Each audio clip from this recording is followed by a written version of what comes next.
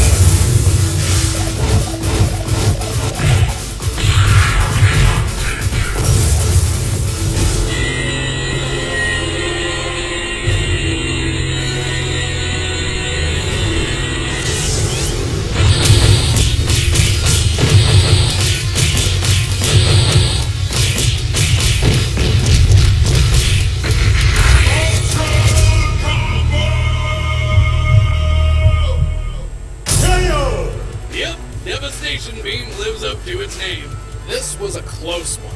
With his ninja ability, Sector could easily outmaneuver Fulgor's bulk, but Fulgor had the edge in every other category. He had more options for defensive close and long-range combat. Being almost twice as big, his size and strength surmounted Sector's, and whenever Sector did get an upper hand, Fulgor simply overclocked his reactor to compensate.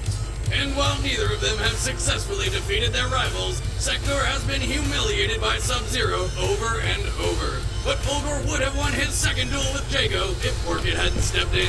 It took the combined might of two demigod killers to take Fulgor down. In the end, Sector got blown up. The winner is Fulgor. Next time on Death Battle.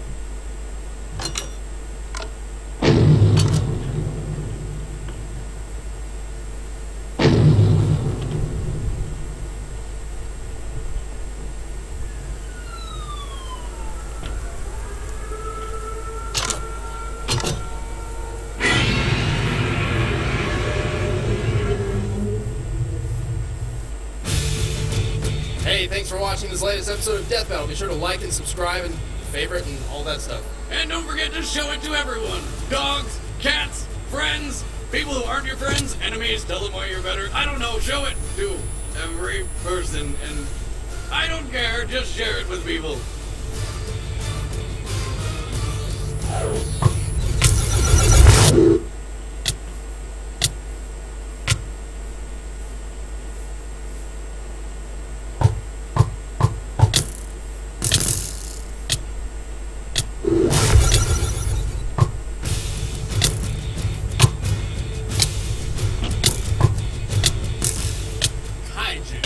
Japanese word for a giant monster that destroys everything around it, like Godzilla, the king of the monsters. And Gamera, the guardian of the universe. Despite being box office rivals for half a century, these two enormous creatures have never met, until today. He's Wiz and I'm Boomstick. And it's our job to analyze their weapons, armor, and skills to find out who would win a death battle. The year was 1954, less than a decade after Little Boy and Fat Man had decimated Japan. The nuclear age had begun.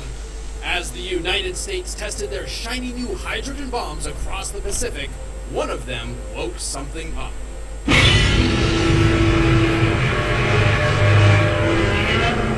Godzilla, the radioactive, rampaging savior/destroyer of Japan. Mutated by nuclear energy, Godzilla stands over 300 feet tall and weighs 90,000 tons. He is an unstoppable force of nature. And for some reason, Godzilla has made Japan his personal playground, and has been stomping through it for 60 years. Couldn't he have picked on some other country?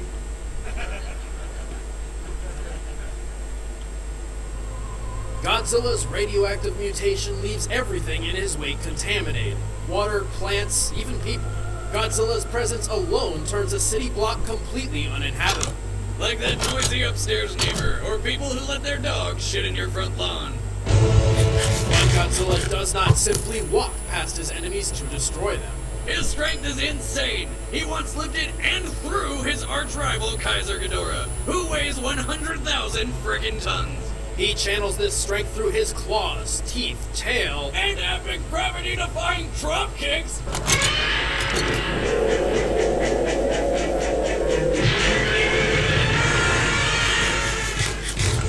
Hilarious abilities aside, Godzilla would not be such a legendary kaiju without some serious firepower. He can emit atomic energy from his body for a short-range nuclear pulse. Or fire his signature atomic breath, a goddamn laser beam of pure radiation. That's like microwaving at least 100 balls of tinfoil. Well, give or take a few million.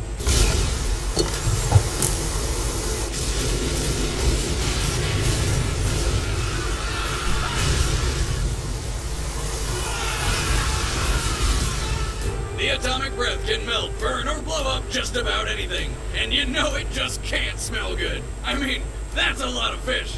No. That right there is Zilla, the bastardized and shamed American version that Toho literally bought the rights to and completely rebranded just to murder on screen. Take that, America.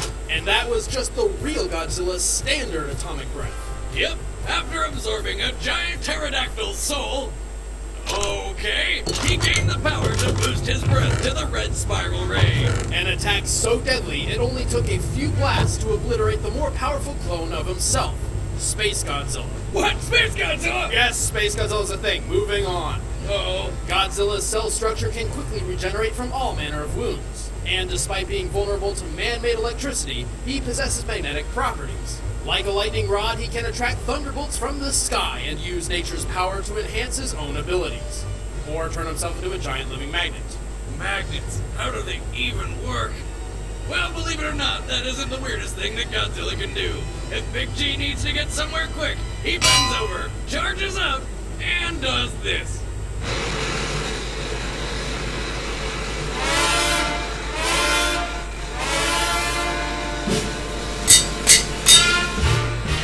Well, at least Japan is creative. Wait, can that even happen? Scaling to the present, to actually lift his body means the atomic breath must have a force of over 328 trillion psi. That's the equivalent of 1 trillion riot control fire hoses, enough to wrap around the Earth 38,000 times. Damn. Godzilla has 44 known victories, largely due to his insane durability. He's fallen into a volcano, survived a black hole, and tanked a meteorite point blank without a scratch. But despite popular belief, Godzilla is not invincible. His regeneration takes time, his speed is lacking, and despite having 2 brains, one in his skull and the other where his tail meets his torso, he's pretty darn clumsy. Where were you on that one, ass brain? He officially lost a fight against King Kong, and he's even died in 4 separate films. But Godzilla's victories definitely outweigh his failures. There's a good reason they call him the King of the Monsters.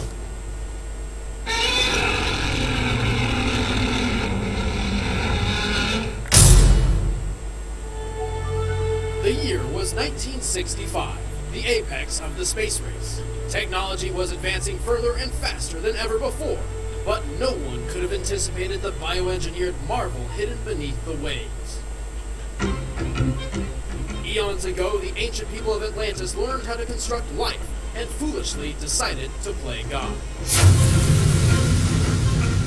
But instead of creating something safe like a dog or a bunny, they created giant flying laser-shooting murder birds. Surprise, surprise, they couldn't be controlled, and they turned 100% of Atlantis into oceanfront property. So, what was their solution to counter these giant destructive monsters? Why, another giant destructive monster, of course!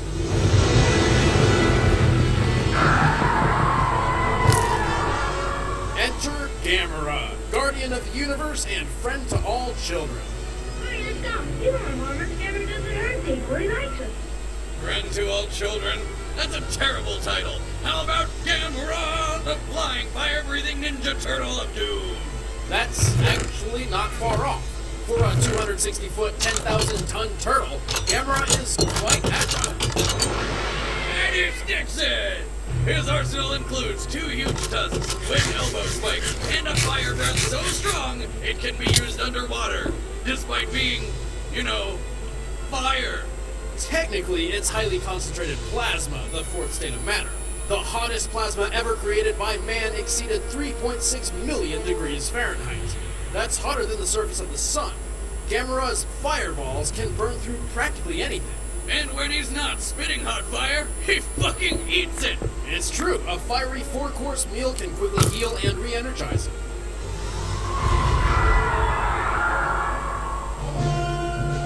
Naturally, as a giant turtle monster, he can retract his limbs and head into his shell for extra defense. And then fire rocket jets out of the holes and frickin' fly? What the fuck is this? And why can't my turtle do that? Someday, Mr. Snappy. Someday.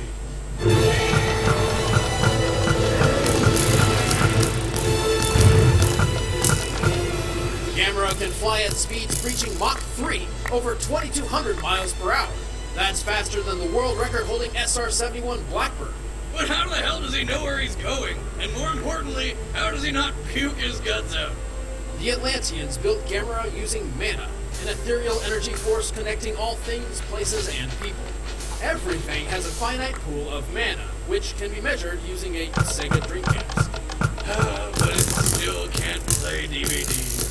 A person's mana is dependent on how much influence and authority they possess over others. As Gamera literally holds the world's fate in his claws, his mana levels are off the charts. Gamera can manipulate his mana in combat, which is useful when you've lost your arm and need to give your enemy a kaiju-sized falcon punch.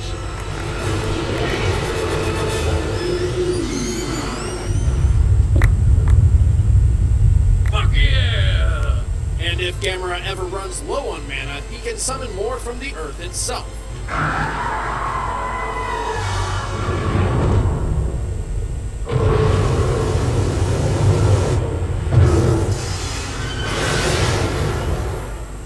I think he got him.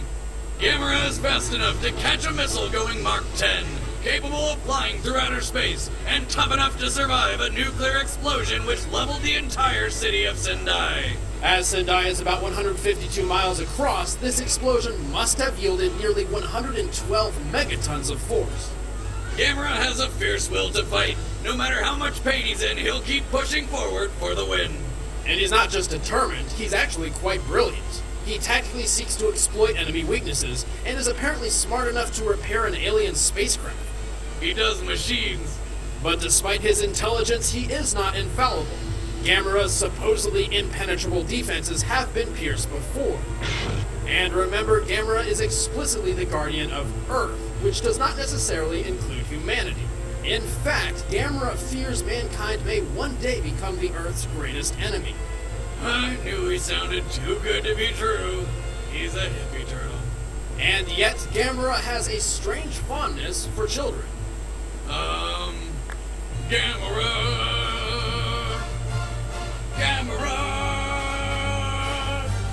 He will bring kids to his bed, touch them like no other can. Please don't tell on Gamera! No, really. Actually, he sacrificed his life to save children on multiple occasions, even used his ultimate self-destruction, all for the safety of innocent children. Oh, that's pretty cool.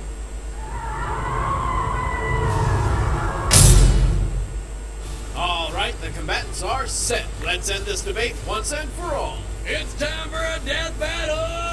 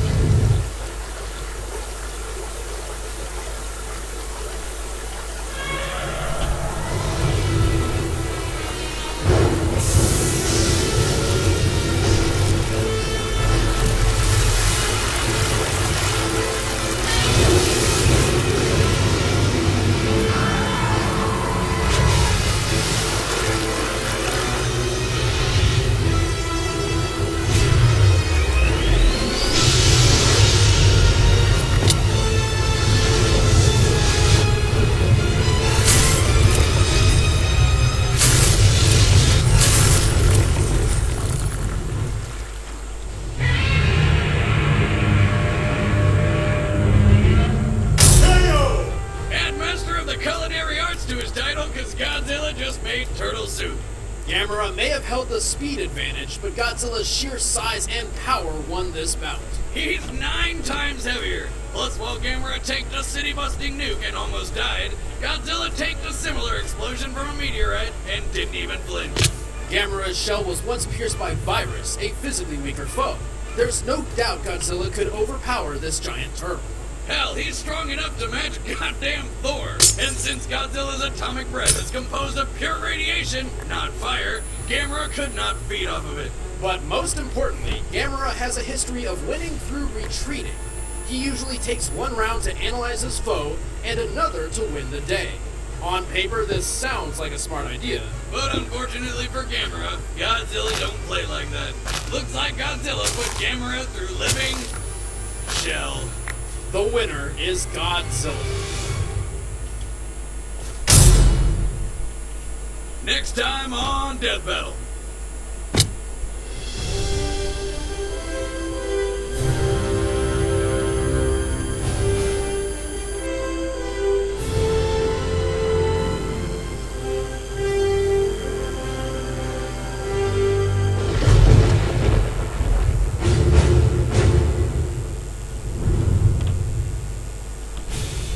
Have an idea for a death battle? Let us know in the comments below.